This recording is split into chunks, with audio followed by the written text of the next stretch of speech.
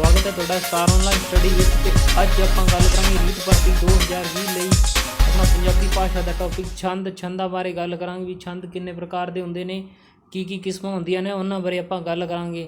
ਦੋਸਤੋ ਜੇਕਰ ਤੁਹਾਨੂੰ ਵੀਡੀਓ ਚੰਗੀ ਲੱਗਦੀ ਹੈ ਤਾਂ ਚੈਨਲ ਨੂੰ ਜ਼ਰੂਰ ਸਬਸਕ੍ਰਾਈਬ ਕਰਿਓ, ਲਾਈਕ ਕਰਿਓ, ਸ਼ੇਅਰ ਕਰਿਓ। ਤੇ ਜਿਹੜਾ ਕਿ ਅੱਜ ਦਾ ਟੌਪਿਕ ਰਹੂਗਾ ਜੀ ਛੰਦ ਬਾਰੇ ਆਪਾਂ ਗੱਲ ਕਰਦੇ ਵੀ ਛੰਦ ਕਿਹਨੂੰ ਕਹਿੰਦੇ ਆ ਉਸ ਦੇ ਬਾਰੇ ਦੇਖ ਲੈਂਦੇ ਹਾਂ। ਜੇ ਗੱਲ ਕੀਤੀ ਜਾਵੇ ਛੰਦਾਂ ਬਾਰੇ ਤਾਂ ਛੰਦ ਕਵਿਤਾ ਦਾ ਜ਼ਰੂਰੀ ਤੱਤ ਹੈ, यानी ਜ਼ਰੂਰੀ ਤੱਤ ਹੈ। ਤੇ ਪੁਰਾਤਨ ਕਾਲ ਤੇ ਮੱਧ ਕਾਲ ਤੱਕ ਛੰਦ ਤੋਂ ਬਿਨਾਂ ਕਵਿਤਾ ਦੀ ਕਲਪਨਾ ਵੀ ਨਹੀਂ ਕੀਤੀ ਜਾਂਦੀ ਸੀ। ਯਾਨੀ ਜਿਹੜੀ ਪ੍ਰਾਚੀਨ ਯਾਨੀ ਪੁਰਾਤਨ ਕਾਲ ਤੋਂ ਲੈ ਕੇ ਮੱਧ ਕਾਲ ਤੱਕ ਦੇ ਵਿੱਚ ਛੰਦ ਤੋਂ ਬਿਨਾਂ ਸੋਚਿਆ ਵੀ ਨਹੀਂ ਜਾਂਦਾ ਸੀਗਾ ਵੀ ਕੋਈ ਕਵਿਤਾ ਦੀ ਰਚਨਾ ਕਰਨੀ। ਯਾਨੀ ਕਵਿਤਾ ਦਾ ਜ਼ਰੂਰੀ ਤੱਤ ਕਿਹੜਾ ਹੈ? ਛੰਦਾਂ ਬਾਰੇ ਗੱਲ ਹੋ ਰਹੀ ਹੈ। ਜੇਕਰ ਗੱਲ ਕੀਤੀ ਜਾਵੇ ਅੱਜ ਕੱਲ੍ਹ ਭਾਵੇਂ ਛੰਦ ਤੋਂ ਬਗੈਰ ਖੁੱਲ੍ਹੀ ਕਵਿਤਾ ਦਾ ਛੰਦ ਮੁਕਤ ਕਵਿਤਾ ਦਾ ਰਿਵਾਜ ਚੱਲ ਗਿਆ ਹੈਗਾ। ਛੰਦ ਮੁਕਤ ਦੇਖੋ ਜੀ, ਸਭ ਤੋਂ ਪਹਿਲਾਂ ਖੁੱਲ੍ਹੀ ਕਵਿਤਾ ਲਿਖਣ ਵਾਲਾ ਜਿਹੜਾ ਬੰਦਾ ਸੀਗਾ ਉਹ ਪੂਰਨ ਸਿੰਘ ਜੀ ਸੀ।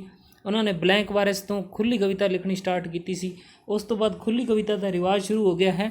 ਪਰ ਉਸ ਤੋਂ ਪਹਿਲਾਂ ਵੀ ਖੁੱਲ੍ਹੀ ਕਵਿਤਾ ਨਹੀਂ ਲਿਖੀ ਜਾਂਦੀ ਸੀ, ਛੰਦਬੰਦੀ ਨਾਲ ਕਵਿਤਾ ਲਿਖੀ ਜਾਂਦੀ ਸੀਗੀ। ਤਾਂ ਥੋੜ੍ਹਾ ਜਿਹਾ ਗੌਰ ਕਰ ਲੈਂਦੇ ਹਾਂ। ਰਿਵਾਜ ਪੈ ਗਿਆ ਹੈ ਪਰ ਇਸ ਫਿਰ ਵੀ ਇਹ ਖੁੱਲ੍ਹੀ ਕਵਿਤਾ ਜਾਂ ਮੁਕਤ ਛੰਦ ਕਵਿਤਾ ਵੀ ਛੰਦ ਦੇ ਪ੍ਰਭਾਵ ਤੋਂ ਬਿਲਕੁਲ ਮੁਕਤ ਨਹੀਂ ਹੋ ਸਕੀ। ਯਾਨੀ ਅਜੇ ਵੀ ਛੰਦਾਂ ਦਾ ਪ੍ਰਭਾਵ ਜ਼ਰੂਰ ਰਹਿੰਦਾ, ਛੰਦ ਮੁਕਤ ਨਹੀਂ ਹੈ। ਜੇਕਰ ਗੱਲ ਕੀਤੀ ਜਾਵੇ ਛੰਦਾਂ ਬਾਰੇ ਦੁਨੀਆ ਦੇ ਹਰ ਸਾਹਿਤ ਵਿੱਚ ਰਚਨਾ ਹੁੰਦੀ ਆ ਰਹੀ ਹੈ। ਅਤੇ ਭਾਰਤ ਵਿੱਚ ਵੀ ਛੰਦਾਂ ਦੀਆਂ ਵਧੀਆ ਅਤੇ ਸਭ ਤੋਂ ਪੁਰਾਣਾ ਗ੍ਰੰਥ ਛੰਦ ਸੂਤਰ ਹੈ। ਇਹ ਧਿਆਨ ਰੱਖਿਓ ਜੀ, ਛੰਦ ਸੂਤਰ। ਜੇ ਪੁੱਛਿਆ ਜਾਵੇ ਸਭ ਤੋਂ ਪੁਰਾਣਾ ਗ੍ਰੰਥ ਕਿਹੜਾ ਛੰਦ ਸੂਤਰ ਹੈ ਅਤੇ ਇਹਨੂੰ ਲਿਖਿਆ ਕਿਹਨੇ ਸੀ? ਪਿੰਗਲ ਰਿਸ਼ੀ ਨੇ ਲਿਖਿਆ ਸੀ। ਇਸ ਕਰਕੇ ਇਹਨੂੰ ਪਿੰਗਲ ਰਿਸ਼ੀ ਦੀ ਰਚਨਾ ਹੋਣ ਕਾਰਨ ਇਸ ਨੂੰ ਪਿੰਗਲ ਸੂਤਰ ਵੀ ਕਿਹਾ ਜਾਂਦਾ, ਯਾਨੀ ਪਿੰਗਲ ਵੀ ਕਿਹਾ ਜਾਂਦਾ ਹੈ। ਛੰਦ ਨੂੰ ਕੀ ਕਹਿੰਦਾ? ਪਿੰਗਲ ਵੀ ਕਿਹਾ ਜਾਂਦਾ। ਅਤੇ ਗ੍ਰੰਥ ਕਿਹੜਾ ਸੀਗਾ? ਇਹਦਾ ਗ੍ਰੰਥ ਸੀਗਾ ਸਭ ਤੋਂ ਜਿਹੜਾ ਪੁਰਾਣਾ ਗ੍ਰੰਥ ਹੈਗਾ ਉਹ ਹੈਗਾ ਜੀ ਪਿੰਗਲ ਰਿਸ਼ੀ ਦੇ ਦੁਆਰਾ ਲਿਖਿਆ ਗਿਆ ਹੈ ਛੰਦ ਸੂਤਰ ਜਿਹੜਾ ਹੈਗਾ। ਜੇਕਰ ਗੱਲ ਕੀਤੀ ਜਾਵੇ ਵੀ ਛੰਦ ਹੈ ਕੀ, ਤਾਂ ਛੰਦ ਹੈ ਕੀ ਉਸ ਦੇ ਬਾਰੇ ਗੱਲ ਕਰੀਏ ਵੀ ਇਸ ਦਾ ਸਵਾਲ ਬਾਰੇ ਕਈ ਤਰ੍ਹਾਂ ਦੇ ਵਿਚਾਰ ਮਿਲਦੇ। ਅੱਡ ਵਿਦਵਾਨਾਂ ਨੇ ਅੱਡ ਗੱਲਾਂ ਕਹੀਆਂ।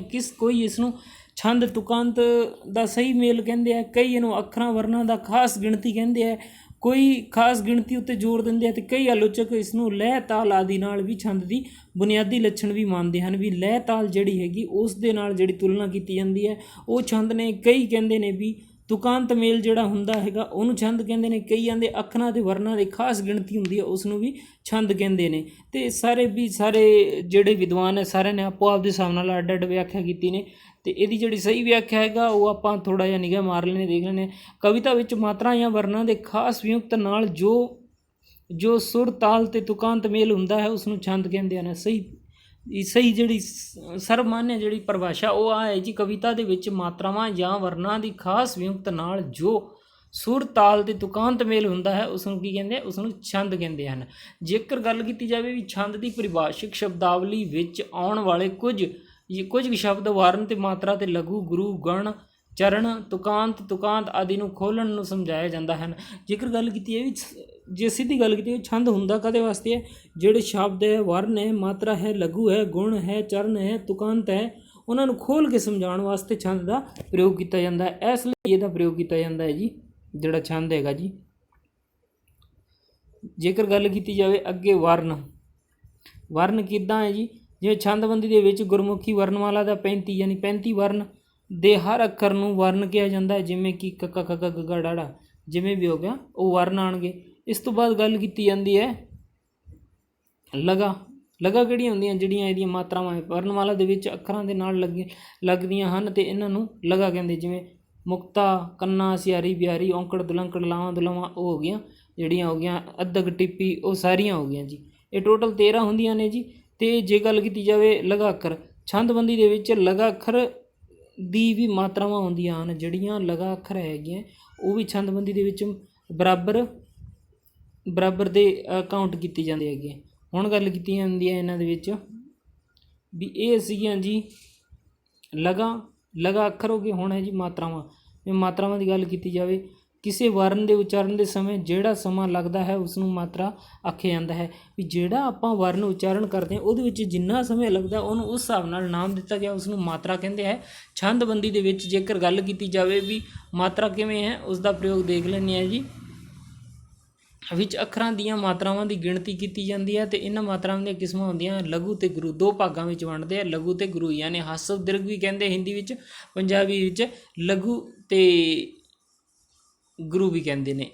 ਕਿਵੇਂ ਕਹਿੰਦੇ ਨੇ ਉਹ ਦੇਖ ਲੈਂਦੇ ਹਾਂ ਜੀ। ਜੇਕਰ ਗੱਲ ਕੀਤੀ ਜਾਂਦੀ ਲਘੂ ਦਾ ਅਰਥ ਹੈ ਛੋਟਾ, ਲਘੂ ਦਾ ਅਰਥ ਹੈ ਛੋਟਾ, ਗੁਰੂ ਦਾ ਅਰਥ ਹੈ ਵੱਡੀ। ਗੁਰਮੁਖੀ ਦੇ ਮੁਕਤੇ ਅੱਖਰਾਂ ਅਤੇ ਲਗਾ ਵਾਲੇ ਅੱਖਰਾਂ ਦੀਆਂ ਮਾਤਰਾਵਾਂ ਦੀ ਗਿਣਤੀ ਗਿਣੀਆਂ ਜਾਂਦੀਆਂ ਹਨ ਅਤੇ ਲਘੂ ਵਰਨ ਦੀਆਂ ਇੱਕ ਮਾਤਰਾਵਾਂ ਹੁੰਦੀਆਂ ਹਨ। ਵੀ ਦੇਖੋ ਲਘੂ ਵਰਨ ਦੇ ਵਿੱਚ ਇੱਕ ਮਾਤਰਾ ਹੁੰਦੀ ਹੈ ਅਤੇ ਗੁਰੂ ਵਰਨ ਦੀਆਂ 2 ਮਾਤਰਾਵਾਂ ਹੁੰਦੀਆਂ ਹਨ। ਉਹਨਾਂ ਨੂੰ ਛੰਦਬੰਦੀ ਵਿੱਚ ਲਘੂ ਵਰਨਾਂ ਅਤੇ ਗੁਰੂ ਵਰਨਾਂ ਦਾ ਵੇਰਵਾ ਇਸ ਪ੍ਰਕਾਰ ਹੈ। ਹੁਣ ਆਪਾਂ ਦੇਖ ਲੈਂਦੇ ਵੀ ਲਘੂ ਕਿਹਨੂੰ ਕਹਿੰਦੇ ਆ, ਗੁਰੂ ਕਿਹਨੂੰ ਕਹਿੰਦੇ, ਚੰਗੀ ਤਰ੍ਹਾਂ ਸਮਝਾਂਗੇ ਇਹਨੂੰ। ਲਘੂ ਵਰਨ ਉਹ ਹੁੰਦੇ ਹਨ ਜਿਵੇਂ ਮੁਕਤਾ ਦੇ ਅੱਖਰ ਹੋ ਗਏ, ਕ ਕ ਗ ਗ ਹੋ ਗਿਆ, ਸਿਆਰੀ ਆ ਗਏ ਜਾਣੀ ਕੀ ਗਹਿ ਗਹਿ ਗੀ, ਜਿਹੜੇ ਸਿਆਰੀ ਹੋ ਗਈ ਆਹ ਵਾਲੀ ਮਾਤਰਾ ਲੱਗਣ ਵਾਲੀ ਇਹ ਵੀ ਲਘੂ ਹੈ। ਅਤੇ ਔਂਕੜ ਜਿਹੜੀ ਆ ਥੱਲੇ ਲੱਗਦੀ ਹੈਗੀ, ਔਂਕੜ ਹੋ ਗਈ, ਕੂ ਖੂ ਗੂ ਗੂ ਆਦਿ ਜਿਹੜੇ ਹੋ ਗਏ ਇਹ ਕਿਹੜੀ ਹੋ ਗਏ, ਇਹ ਸਾਰੇ ਲਘੂ ਦੇ ਹੋ ਗਏ ਜੀ। ਅਤੇ ਜੇ ਲਘੂ ਦੇ ਆ ਤਾਂ ਫਿਰ ਦ੍ਰਿਘ ਦੇ ਕਿਹੜੇ ਹੈ ਜੀ, ਗੁਰੂ ਦੇ ਕਿਹੜੇ, ਗੁਰੂ ਦੇ ਆ ਨੇ ਜੀ। ਕੰਨੇ ਨਾਲ ਲੱਗਣ ਵਾਲੇ ਦੇਖੋ ਕੰਨਾ, ਜਿਵੇਂ ਕਾ ਕਾ ਗਾ ਹੋ ਗਿਆ, ਬਿਹਾਰੀ ਹੋ ਗਿਆ ਆਹ ਵਾਲੀ ਮਾਤਰਾ ਹੋ ਗਈ, ਦੁਲੰਕੜ ਹੋ ਗਈ ਜਿਹੜੀਆਂ 2 ਡੰਡੀਆਂ ਹੋ ਗਈਆਂ ਥੱਲੇ ਲੱਗਣ ਵਾਲੀਆਂ ਜਿਵੇਂ ਲੱਗੀਆਂ ਹੋਈਆਂ, ਅਤੇ ਲਾਂ ਹੋ ਗਈਆਂ, ਲਾਂ ਹੋ ਗਈ ਜਿਹੜੀ ਉੱਤੇ ਇੱਕ ਮਾਤਰਾ ਲੱਗਦੀ ਹੈ, ਦੁਲਾਵਾਂ ਹੋ ਗਈਆਂ ਜਿਹੜੀਆਂ ਉੱਤੇ 2 ਮਾਤਰਾਵਾਂ ਲੱਗਦੀਆਂ ਹੈ ਜੀ। ਹੋੜਾ ਜਿਹੜਾ ਇਸ ਤਰੀਕੇ ਦਾ ਹੁੰਦਾ ਇਹ ਹੋੜਾ ਹੋ ਗਿਆ। ਕਨੋੜਾ ਜੀ ਜਿਹੜਾ ਇਸ ਤਰੀਕੇ ਦਾ ਕਨੋੜਾ ਹੋ ਗਿਆ ਜੀ। ਫਿਰ ਦੇਖੋ ਜੀ ਅੱਗੇ ਗੱਲ ਕਰਾਂਗੇ ਜੀ ਟਿੱਪੀ, ਆਹ ਟਿੱਪੀ ਹੋ ਗਈ ਅਤੇ ਆਹ ਅੱਧਕ ਇਸ ਤਰੀਕੇ ਦੀ ਮਾਤਰਾ ਵਰਨ ਦੇ ਉੱਤੇ ਇੱਧਰ ਲੱਗੀ ਉਹ ਅੱਧਕ ਹੋ ਗਈ। ਤਾਂ ਇਹ ਸਾਰੇ ਕੀ ਨੇ, ਇਹ ਸਾਰੇ ਗੁਰੂ ਨੇ ਜੀ। ਹੁਣ ਗੱਲ ਕੀਤੀ ਜਾਊਗਾ ਬਿੰਦੀ ਆਮ ਤੌਰ 'ਤੇ ਗੁਰੂ ਲਗਾ ਵਰਨਾਂ ਦੇ ਨਾਲ ਲੱਗਦੀ ਹੈ। ਜਿਹੜੀ ਬਿੰਦੀ ਹੈ ਆਮ ਤੌਰ 'ਤੇ ਗੁਰੂ ਲਗਾ ਵਰਨਾਂ ਦੇ ਨਾਲ ਲੱਗਦੀ ਹੈ, ਯਾਨੀ ਜਿਹੜੀ ਬਿੰਦੀ ਹੈ ਉਹ ਗੁਰੂ ਲਗਾ ਦੇ ਨਾਲ ਲੱਗੂਗੀ ਅਤੇ ਇਸ ਦੀ ਮਾਤਰਾ ਨਹੀਂ ਗਿਣੀ ਜਾਂਦੀ। ਜਦੋਂ ਬਿੰਦੀ ਲੱਗੀ ਉਹਨੂੰ ਮਾਤਰਾ ਨਹੀਂ ਗਿਣਾਂਗੇ, ਇਸ ਗੱਲ ਦਾ ਧਿਆਨ ਰੱਖੋ। ਜਿੱਥੇ ਬਿੰਦੀ ਲੱਗੀ ਉਹਨੂੰ ਮਾਤਰਾ ਨਹੀਂ ਗਿਣਾਂਗੇ। ਜੇਕਰ ਬਿੰਦੀ ਲਗਾ ਦੇ ਨਾਲ ਲੱਗੇ ਤਾਂ ਮਾਤਰਾ ਗਿਣੀ ਜਾਂਦੀ ਹੈ। ਜੇ ਗੁਰੂ ਨਾਲ ਲੱਗੂਗੀ ਤਾਂ ਗਿਣਤੀ ਨਹੀਂ ਹੋਊਗੀ, ਅਤੇ ਜੇ ਲਘੂ ਨਾਲ ਲੱਗੂਗੀ ਤਾਂ ਗਿਣਤੀ ਹੋਊਗੀ। ਛੰਦਬੰਦੀ ਦੇ ਵਿੱਚ ਲਘੂ ਦਾ ਚਿੰਨ੍ਹ ਅੱਖਰਾਂ ਦੇ ਸਿਰਾਂ 'ਤੇ ਖੜੀ ਲਕੀਰਾਂ 'ਤੇ ਹੁੰਦਾ ਹਨ, ਜਿਵੇਂ ਇਸ ਤਰੀਕੇ ਨਾਲ ਖੜੀ ਲਕੀਰ 'ਤੇ ਹੈ, ਅਤੇ ਗੁਰੂ ਦਾ ਚਿੰਨ੍ਹ ਅੰਗਰੇਜ਼ੀ ਦੇ ਇਸ ਆਕਾਰ ਦੇ ਵਰਗਾ ਬਣਾਇਆ ਜਾਂਦਾ ਹੈਗਾ। ਇਸ ਚੀਜ਼ ਦਾ ਧਿਆਨ ਰੱਖਿਓ ਜੀ। ਹੁਣ ਜੀ ਗੁਣ ਕਿਹੜੇ ਹੈ ਜੀ ਉਹ ਦੇਖ ਲੈਂਦੇ ਹਾਂ। ਛੰਦ ਵਿਧਾਨ ਦੇ ਵਿੱਚ ਅੱਖਰਾਂ ਦਾ ਮਾਤਰਾਵਾਂ ਦਾ ਜੋੜ ਨੂੰ ਗੁਣ ਕਹਿੰਦੇ ਹਨ। ਜਿਹੜੇ ਛੰਦ ਵਿਧਾਨ ਵਿੱਚ ਅੱਖਰਾਂ ਅਤੇ ਮਾਤਰਾਵਾਂ ਨੂੰ ਜਿਹੜਾ ਜੋੜਨ ਨਾਲ ਆਉਣਾ ਉਹਨੂੰ ਗੁਣ ਕਹਿੰਦੇ ਹਨ। ਅਤੇ ਛੰਦਕ ਚਾਲ ਨੂੰ ਬਣਨ ਲਈ ਗਣਾਂ ਦੀ ਕਾਢ ਕੱਢੀ ਜਾਂਦੀ ਹਨ। ਠੀਕ ਹੈ ਜੀ। ਚਰਨ ਦਾ ਅਰਥ ਹੈ ਪੈਰ। ਜੇਕਰ ਗੱਲ ਕੀਤੀ ਚਰਨ ਕੀ ਹੈ, ਪੈਰ। ਪਰ ਛੰਦਬੰਦੀ ਦੇ ਵਿੱਚ ਕਵਿਤਾ ਦੀ ਤੁਕ ਦੇ ਜਿੱਥੇ ਠਹਿਰਾਵ ਆਉਂਦਾ ਹੈ ਉਸ ਤੁਕ ਦੇ ਹਿੱਸੇ ਨੂੰ ਚਰਨ ਕਹਿੰਦੇ ਹਨ। ਵੀ ਵੈਸੇ ਤਾਂ ਇਹਦਾ ਮਤਲਬ ਹੁੰਦਾ ਪੈਰ, ਲੇਕਿਨ ਛੰਦਬੰਦੀ ਦੇ ਵਿੱਚ ਜਿੱਥੇ ਠਹਿਰਾਵ ਆ ਜਾਂਦਾ, ਜਿਵੇਂ ਦੇਖੋ ਆ ਹੋ ਗਿਆ, ਜਿਵੇਂ ਇੱਥੇ ਠਹਿਰਾਵ ਆ ਰਿਹਾ, ਇਹ ਇਹਦੀ ਇੱਕ ਚਰਨ ਹੋ ਗਿਆ, ਆ ਦੂਸਰਾ ਚਰਨ ਹੋ ਗਿਆ। ਇਹ ਕੀ ਚਰਨ ਵਾਲਾ ਹੈਗਾ, ਤਾਂ ਇਹਨੂੰ ਕੀ ਬੋਲਦੇ ਹੈਗੇ ਜੀ, ਇਹਦੇ ਚਰਨ ਨੇ ਜੀ। ਜਿਵੇਂ ਸੰਗਲ ਦੁਆਰ ਕਿਉਂ ਛੱਡ ਕੇ, ਇੱਥੇ ਇੰਨਾ ਬੋਲਤਾ, ਠਹਿਰਾਵ ਆ ਗਿਆ, ਪਹਿਲਾ ਚਰਨ ਹੋ ਗਿਆ। ਗਾਓ ਤੁਹਾਰੇ ਦੁਆਰ, ਇਹ ਦੂਸਰਾ ਚਰਨ ਹੋ ਗਿਆ, ਇਹ ਦੂਜਾ ਚਰਨ ਹੋ ਗਿਆ ਜੀ। ਹੁਣ ਗੱਲ ਕੀਤੀ ਜਾਂਦੀ ਹੈ ਵੀ ਇਸ ਦੇ ਵਿੱਚ ਇਹ ਤੋਂ ਠਹਿਰਾਵ ਆਉਂਦਾ ਅਤੇ ਦੂਜਾ ਠਹਿਰਾਵ ਦੁਆਰ 'ਤੇ ਆਉਂਦਾ। ਇਸ ਤੋਂ ਬਾਅਦ ਗੱਲ ਹੋ ਗਈ ਆ। ਹੁਣ ਗੱਲ ਕਰਾਂਗੇ ਆਪਾਂ ਵਿਸ਼ਰਾਮ ਕਿਵੇਂ ਹੁੰਦਾ ਹੈ ਜੀ। ਛੰਦ ਦੇ ਵਿੱਚ ਤੁਕਾਂ ਦੇ ਵਿਚਾਲੇ ਜਾਂ ਅੰਤ ਉੱਤੇ ਜਿਹੜਾ ਠਹਿਰਾਵ ਹੁੰਦਾ ਹੈ ਉਸ ਨੂੰ ਵਿਸ਼ਰਾਮ ਕਿਹਾ ਜਾਂਦਾ ਹੈ। ਤੁਕ ਦੇ ਜਿਹੜੇ ਵਿਚਾਲੇ ਜਾਂ ਅੰਤ ਉੱਤੇ ਜਿਹੜਾ ਠਹਿਰਾਵ ਹੁੰਦਾ ਉਹਨੂੰ ਕੀ ਕਹਿੰਦੇ, ਵਿਸ਼ਰਾਮ ਕਹਿੰਦੇ। ਇੱਦਾਂ ਦਾ ਲੱਗਦਾ ਵਿਸ਼ਰਾਮ ਹੁੰਦਾ।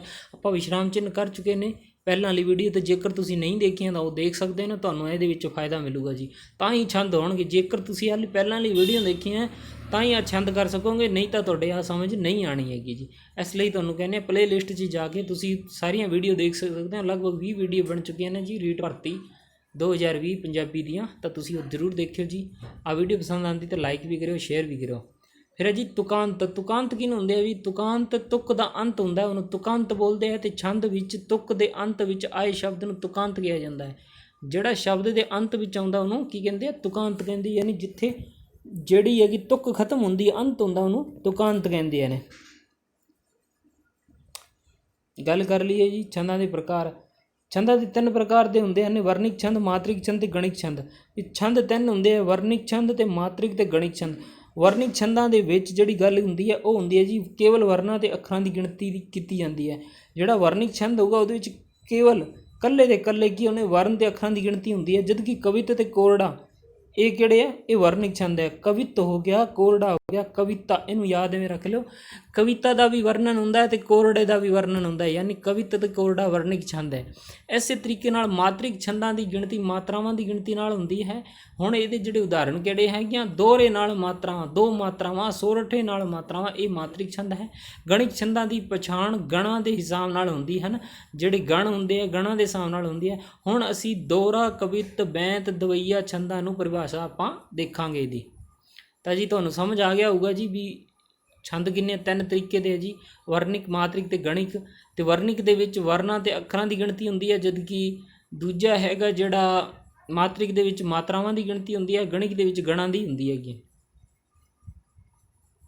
ਗਣਨਾ ਕੀਤੀ ਜਾਂਦੀ ਹੈ ਜੀ। ਪਹਿਲਾ ਹੈ ਜੀ ਦੋਹਰਾ ਛੰਦ। ਦੋਹਰਾ ਛੰਦ, ਦੋਹਰਾ ਮਾਤਰਿਕ ਛੰਦ ਹੈਗਾ ਜੀ, ਦੋਹਰੇ ਦੀਆਂ ਦੋ ਮਾਤਰਾਵਾਂ ਯਾਨੀ ਮਾਤਰਿਕ ਛੰਦ ਹੈ। ਇਸ ਦੇ ਵਿੱਚ ਵਜ਼ਨ ਤੋਲ ਨੂੰ ਮਾਪਣ ਲਈ ਮਾਤਰਾਵਾਂ ਦੀ ਗਿਣਤੀ ਕੀਤੀ ਜਾਂਦੀ ਹੈ। ਤੇ ਦੋਹਰੇ ਵਿੱਚ ਦੋ ਤੁਕਾਂ ਅਤੇ 4 ਚਰਨ ਹੁੰਦੇ ਹਨ। ਤੁਕਾਂ 2 ਹੋਣਗੀਆਂ, ਚਰਨ 4 ਹੋਣਗੀਆਂ ਤੇ ਹਰ ਤੁਕ ਦੇ ਵਿੱਚ 24 ਮਾਤਰਾਵਾਂ ਹੋਣਗੀਆਂ, ਯਾਨੀ ਇੱਕ ਤੁਕ ਦੇ ਵਿੱਚ 24 ਮਾਤਰਾਵਾਂ ਹੋਣਗੀਆਂ। ਤੇ ਪਹਿਲਾ ਵਿਸ਼ਰਾਮ 13 ਮਾਤਰਾਵਾਂ ਤੇ ਆਊਗਾ ਤੇ ਦੂਜਾ ਵਿਸ਼ਰਾਮ 11 ਤੇ ਆਊਗਾ, ਟੋਟਲ 24 ਹੋ ਗਿਆ। ਦੂਜੀ ਤੁਕ ਦੇ ਵਿੱਚ ਗਿਣਤੀ ਇਸੇ ਤਰ੍ਹਾਂ ਹੀ ਹੁੰਦੀ ਹੈ ਤੇ ਤੁਕ ਦੇ ਅੰਤ ਤੇ ਜਾਂ ਦੂਜੇ ਤੀਜੇ ਚਰਨ ਦੇ ਵਿੱਚ ਅਖੀਰ 'ਚ ਤੁਕਾਂਤ ਮੇਲ ਹੋ ਜਾਂਦਾ ਹੈ, ਤੁਕਾਂਤ ਦਾ ਮੇਲ ਹੋ ਜਾਂਦਾ ਹੈਗਾ ਜੀ, ਇਸ ਤਰੀਕੇ ਦਾ ਹੁੰਦਾ ਹੈ ਜੀ। ਉਦਾਹਰਨ ਦੇਖ ਲੈਂਦੇ ਹਾਂ ਜੀ ਵੀ ਇਹਦੇ ਵਿੱਚ ਟੋਟਲ ਕਿੰਨੀਆਂ ਹੁੰਦੀਆਂ, ਇਹਦੇ ਵਿੱਚ ਟੋਟਲ 24 ਮਾਤਰਾਵਾਂ ਹੁੰਦੀਆਂ। ਪਹਿਲਾ ਵਿਸ਼ਰਾਮ 13 ਤੇ ਆਉਂਦਾ, ਦੂਜਾ 11 ਤੇ ਆਉਂਦਾ ਤੇ ਇਹ ਟੋਟਲ ਕਿੰਨੀ ਹੁੰਦੀ ਜਾਂਦਾ, 24 ਹੋ ਜਾਂਦੀਆਂ ਹੈਗੀਆਂ ਜੀ। ਉਦਾਹਰਨ ਦੇਖ ਲੈਂਦੇ ਹਾਂ ਜੀ ਵੀ ਪੂਰਨ ਤੂੰ ਪਰਮਾਤਮਾ ਘਟ ਘਟ ਰਿਹਾ ਸਮਾਏ, ਜਿਉਂ ਮਹਿੰਦੀ ਦੇ ਪਾਤ ਮੇ ਲਾਲੀ ਲੱਖੀ ਨ ਜਾਏ। ਦੇਖੋ ਇਹਦੇ ਵਿੱਚ ਪਹਿਲੇ ਪੂਰਨ ਦੇ ਵਿੱਚ ਮਾਤਰਾਵਾਂ ਗਿਣਨੀਆਂ ਹਨ ਜੀ। ਦੇਖੋ ਜੀ 1 2 3 4 5 6 7 8 9 ਤੇ 10 ਤੇ 11 ਤੇ 12 13 ਜਿਹੜੀਆਂ ਹੈਗੀਆਂ ਇਹ 13 ਹੋ ਗਈਆਂ ਜੀ। ਇਹਦੇ ਵਿੱਚ ਇੱਕ ਮਿੰਟ ਦੁਬਾਰਾ ਦੇਖਦੇ ਹਾਂ ਜੀ। ਇਹਦੇ ਵਿੱਚ 11 ਕਰ ਲਈਏ ਜੀ ਮਾਤਰਾਵਾਂ ਜੀ।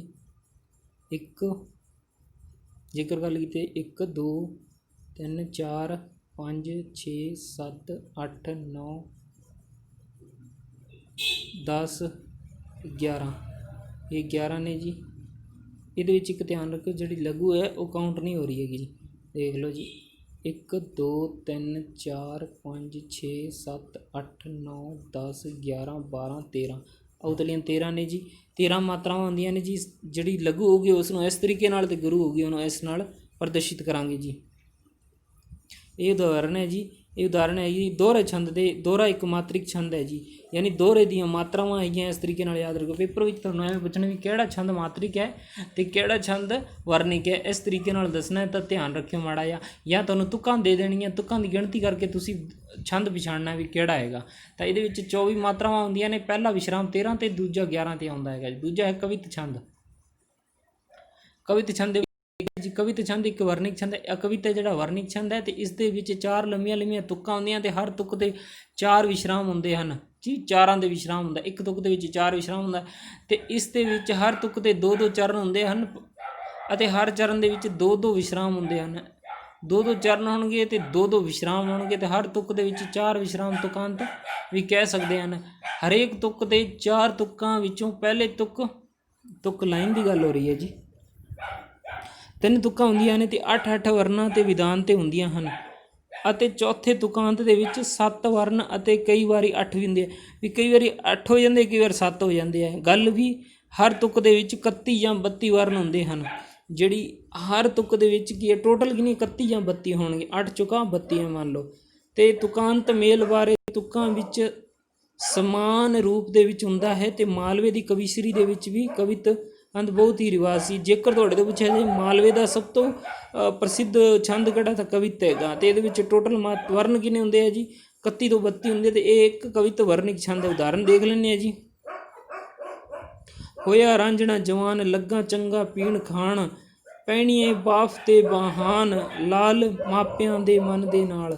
ਦੇਖੋ ਜੀ 1 2 3 4 5 6 7 8 9 10 11 12 13 14 15 16 17 18 19 20 21 22 23 24 25 26 27 30 31 31 ਤੇ ਹੋ ਗਿਆ ਇਹਦਾ ਮੇਲ ਜੀ।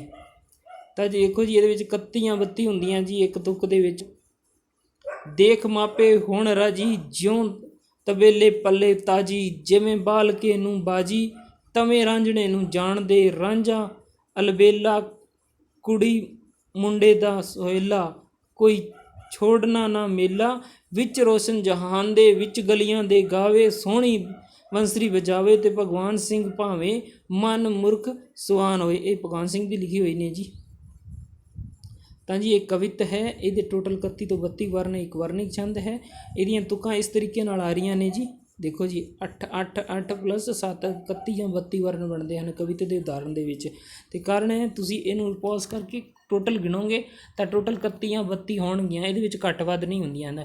ਕਾਰਨ ਇਸ ਦੇ ਵਿੱਚ ਹੈ ਵਾਲੇ ਸ਼ਬਦ ਨੂੰ, ਹੈ ਵਰਨ ਦੇ ਅੱਖਰ ਨੂੰ ਪੂਰਾ ਨਹੀਂ ਗਿਣਿਆ ਜਾਂਦਾ। ਜਿਵੇਂ ਕਿ ਪਹਿਲੇ ਵਿੱਚ ਪੰਨੇ ਜਿਹੜੇ ਦੁੱਤ ਪੈਰਾਂ 'ਚ ਲੱਗਿਆ ਹੋਇਆ ਉਹ ਨਹੀਂ ਗਿਣਿਆ ਜਾਂਦਾ ਗਾ ਜੀ। ਇਹਦੇ ਬਾਅਦ ਸੋਹਣੀ ਦੇ ਵਿੱਚ ਵੀ ਹੈ ਲੱਗਿਆ ਹੋਇਆ ਉਹ ਨਹੀਂ ਗਿਣਿਆ ਜਾਂਦਾ ਅਤੇ ਪੜ੍ਹਿਆ ਜਾਂਦਾ, ਜਦ ਕਿ ਜਹਾਨ ਦੇ ਵਿੱਚ ਹੈ ਨੂੰ ਪੂਰਾ ਪੜ੍ਹਿਆ ਜਾਂਦਾ ਹੈਗਾ।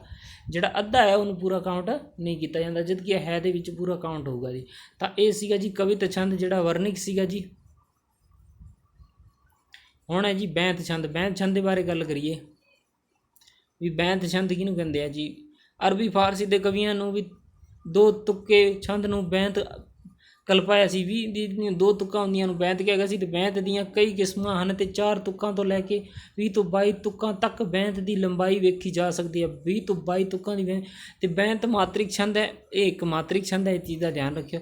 ਹਰ ਤੁੱਕ ਦੇ ਵਿੱਚ 40 ਮਾਤਰਾਵਾਂ ਹੁੰਦੀਆਂ ਹਨ ਅਤੇ ਤੁੱਕ ਦੇ ਵਿੱਚ ਪਹਿਲਾ ਵਿਸ਼ਰਾਮ 20 ਤੇ ਮਾਤਰਾਵਾਂ 'ਤੇ ਆਉਂਦਾ ਹੈ, ਪਰ ਕਈ ਵਾਰ 19 ਜਾਂ 21 ਮਾਤਰਾਵਾਂ 'ਤੇ ਵੀ ਵਿਸ਼ਰਾਮ ਆ ਜਾਂਦਾ ਹੈ। ਅਤੇ ਆਮ ਤੌਰ 'ਤੇ ਬੈਂਤ ਜਿਹੜਾ ਹੁੰਦਾ ਹੈਗਾ ਜਾਂ ਤਾਂ ਉਹ ਟੋਟਲ 40 ਹੁੰਦੇ ਆ, ਪਹਿਲਾ ਵਿਸ਼ਰਾਮ 20 ਤੇ ਆਉਂਦਾ ਹੈਗਾ, ਕਈ ਵਾਰ 19 ਤੇ ਆ ਜਾਂਦਾ, ਕਈ ਵਾਰ 20 ਤੇ ਆ ਜਾਂਦਾ ਹੈਗਾ। ਅਤੇ ਇੱਕ ਮਾਤ੍ਰਿਕ ਛੰਦ ਹੈ। ਜੇਕਰ ਗੱਲ ਕੀਤੀ ਜਾਵੇ ਇਹ ਹਰ ਤੁੱਕ ਦੇ ਅੰਤ ਦੇ ਵਿੱਚ ਤੁਕਾਂਤ ਮੇਲ ਹੁੰਦਾ ਹੈ। ਹਰ ਜਿਹੜੀ ਤੁੱਕ ਹੈ ਉਹਦੇ ਅੰਤ ਦੇ ਵਿੱਚ ਤੁਕਾਂਤ ਮੇਲ ਹੋ ਜਾਂਦਾ, ਯਾਨੀ ਜਿਹੜੀ ਗੱਲ ਕਹੀ ਉਹਦਾ ਮੇਲ ਹੋ ਜਾਂਦਾ। ਅਤੇ ਬੈਂਤ ਦੇ ਤੁਕਾਂਤ ਮੇਲ ਨੂੰ ਹੀ ਅਰਬੀ ਫਾਰਸੀ ਸ਼ਬਦਾਵਲੀ ਦੇ ਅਨੁਸਾਰ ਕਾਫੀਆਂ ਰਫੀਫ ਵੀ ਕਿਹਾ ਜਾਂਦਾ, ਰਦੀਫ ਵੀ ਕਿਹਾ ਜਾਂਦਾ। ਕਾਫੀਆਂ ਰਦੀਫ ਕਿਹਾ ਜਾਂਦਾ ਹੈਗਾ ਅਰਬੀ ਫਾਰਸੀ ਦੇ ਵਿੱਚ। ਬੈਂਤ ਦੇ ਤੁਕਾਂਤ ਮੇਲ ਨੂੰ ਰਦੀਫ ਮੇਲ ਵੀ ਕਿਹਾ ਜਾਂਦਾ ਹੈਗਾ। ਤਾਂ ਇਹ ਆ ਗਿਆ ਜੀ। ਅਤੇ ਅਖੀਰ ਦੇ ਵਿੱਚ ਕੁਝ ਵਰਨ ਇਸ ਤਰ੍ਹਾਂ ਆਉਂਦੇ ਹਨ ਜੋ ਇਸ ਖਾਸ ਵੰਜਨ ਦੇ ਵਿੱਚ ਕਾਇਮ ਹੁੰਦੇ ਹਨ। ਜਿਵੇਂ ਉਦਾਹਰਨ ਦੇ ਤੌਰ 'ਤੇ ਆਪਾਂ ਦੇਖੀਏ, ਆਹ ਉਦਾਹਰਨ ਹੈ ਜੀ। ਉਦਾਹਰਨ ਦੇਖਦੇ ਹਾਂ ਆਪਾਂ ਇਹਦਾ ਬੈਂਤ ਦਾ। ਇੱਕ ਗੱਲ ਧਿਆਨ ਰੱਖਿਓ ਜੀ, ਜਿਹੜਾ ਬੈਂਤ ਜਿਹੜਾ ਛੰਦ ਹੈਗਾ ਉਹ ਸਭ ਤੋਂ ਲੰਬੇ ਤੁਕਾਂ ਵਾਲਾ ਹੁੰਦਾ ਹੈ। ਇਸ ਚੀਜ਼ ਦਾ ਧਿਆਨ ਰੱਖਿਓ ਜੀ ਵੀ ਤੇਰੀ ਖੋਜ ਵਿੱਚ ਅਕਲ ਦੇ ਖੰਭ ਝੜ ਗਏ, ਤੇਰੀ ਭਾਲ ਵਿੱਚ ਥੋਥਾ ਖਿਆਲ ਹੋਇਆ, ਲੱਖਾਂ ਉਂਗਲਾਂ ਗੁੰਝਣਾ ਖੋਲ ਥਕੀਆਂ, ਤੇਰੀ ਜ਼ੁਲਫ ਦਾ ਸਿੱਧਾ ਨਾ ਵਾਲ ਹੋਇਆ, ਘਿੱਗੀ ਬਣ ਗਈ ਸੰਘਾਂ ਦੀ ਹੋ ਰੋ ਰੋ ਕੇ, ਪਿੱਟ ਪਿੱਟ ਕੇ ਚੂਰ ਘੜਿਆਲ ਹੋਇਆ, ਚੀਰ ਚੀਕ ਚੀਕ ਕੇ ਕਲਮ ਦੀ ਜੀਭ ਪਾਟੀ, ਅੱਜ ਹੱਲ ਨਾ ਤੇਰਾ ਸਵਾਲ ਹੋਇਆ। ਤਾਂ ਇਹ ਇੱਦਾਂ ਕਹਿ ਰਿਹਾ ਜੀ, ਇਹ ਮੋਹਨ ਸਿੰਘ ਦਾ ਹੈ ਜੀ। ਇਹ ਬੈਂਤ ਛੰਦ ਦੇ ਵਿੱਚ ਹੈ। ਅੱਜ ਕੱਲ੍ਹ ਬੈਂਤ ਜ਼ਿਆਦਾ ਚੱਲਦਾ ਕਿਉਂਕਿ ਇਹ ਸਭ ਤੋਂ ਵੱਡਾ ਹੈਗਾ। ਇਹਦੇ ਵਿੱਚ 40 ਮਾਤਰਾਵਾਂ ਹੁੰਦੀਆਂ ਨੇ, ਪਰ 40 ਤੋਂ ਵੱਧ ਵੀ ਕਈ ਵਾਰ ਹੋ ਜਾਂਦਾ। ਇਹ ਬੈਂਤ ਹੁੰਦਾ ਹੈ ਜੀ, ਬੈਂਤ ਛੰਦ ਹੁੰਦਾ। ਅਤੇ ਇਹ ਬੈਂਤ ਜਿਹੜਾ ਹੈਗਾ ਇੱਕ ਮਾਤ੍ਰਿਕ ਛੰਦ ਹੈਗਾ। ਹੁਣ ਹੈ ਜੀ ਦਵਈਆ ਛੰਦ।